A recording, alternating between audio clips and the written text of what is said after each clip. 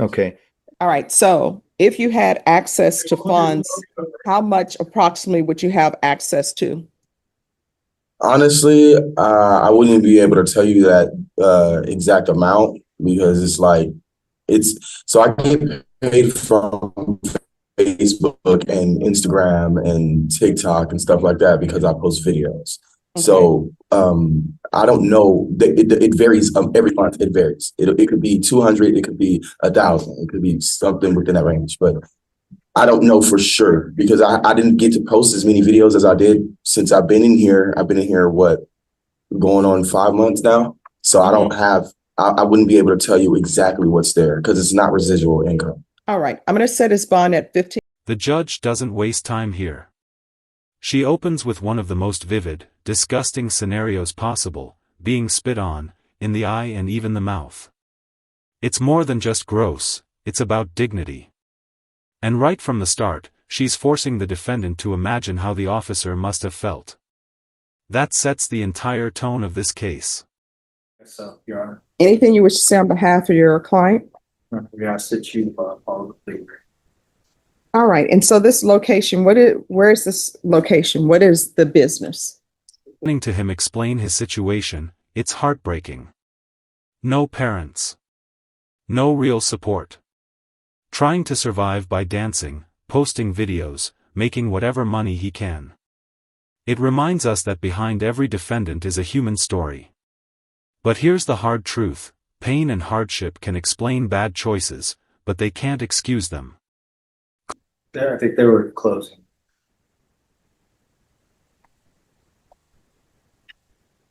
There's a lot going on. All right. What does that mean? A lot going on. Somebody asked you to leave a location and you don't leave.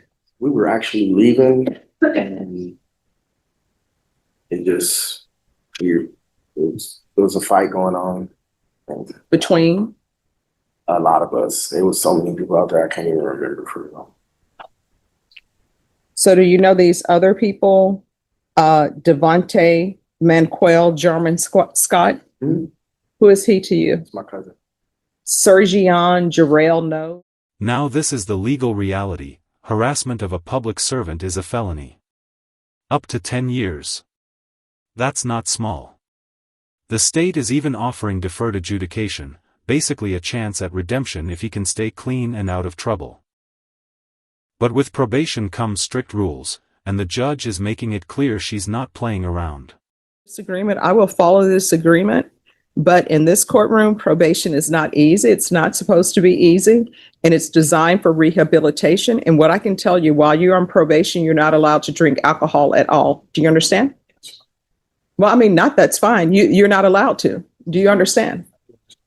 And you're not going to be out at 2 a.m. You should be, all of your waking hours should be setting money aside so that your daughter has enough money where she can do what she want to do, but not have too much money so she doesn't have to do anything. You understand? So, Turning point. The defendant admits he was drunk. The judge calls him out: intoxication isn't an excuse. And honestly, she's right. We've all heard that line: nothing good happens after 10 p.m. Well, here it is. A fight, chaos, and a terrible decision that now defines his life. there's to be no contact with Brandon Stanley or 2400 North St. Mary Street, Excuse me. 78212. You're going to write a letter of apology to M. Ramirez. And that's the officer. You understand? Mhm. Yes, ma'am. Okay.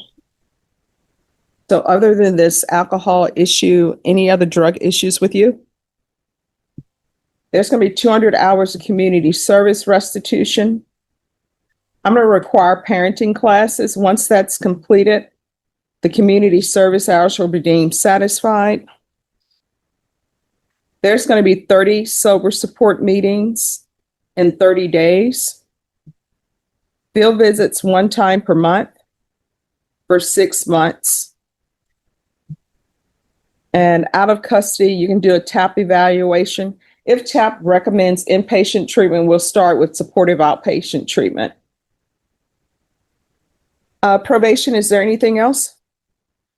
Is there anything else you need from the court in order to be successful? No, All ma'am. right. This part hit me hard. He has a 1-year-old daughter. Instead of being home, he's out drinking and fighting at 2 a.m. The judge's tone shifts here. It's no longer just about a crime, it's about responsibility. That little girl didn't choose this. But she's the one who suffers when her father makes reckless choices.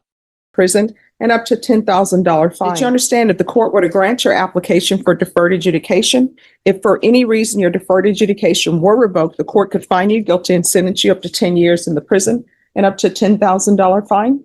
Did you review the plea bargain page with your attorney? Did you understand it?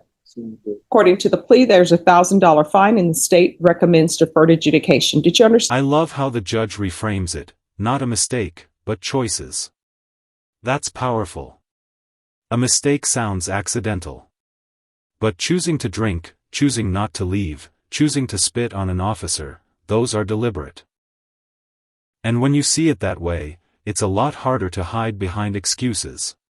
All right. And so this location, where is this location? What is the business? Nightclub, And what's the name of the nightclub? Rumble. I'm sorry, what? Rumble. Rumble. Yes, ma'am. And what time did this happen? I want to say around like 2 o'clock in the morning. So that still goes back to my point. Nothing good happens really after 10. And then this news flashback, it's bittersweet. This young man overcame so much, homelessness, the death of both parents, still managing to graduate high school. That takes strength. But somewhere along the way, the focus was lost. The same resilience that got him through those dark times is exactly what he needs now to stay on track. I wouldn't be able to tell you that exact amount because so I get paid from Facebook and Instagram and TikTok and stuff like that because I post videos. Okay. So I don't know. It varies every month. It varies. It could be 200. It could be 1,000. It could be something within that range. But I don't know for sure because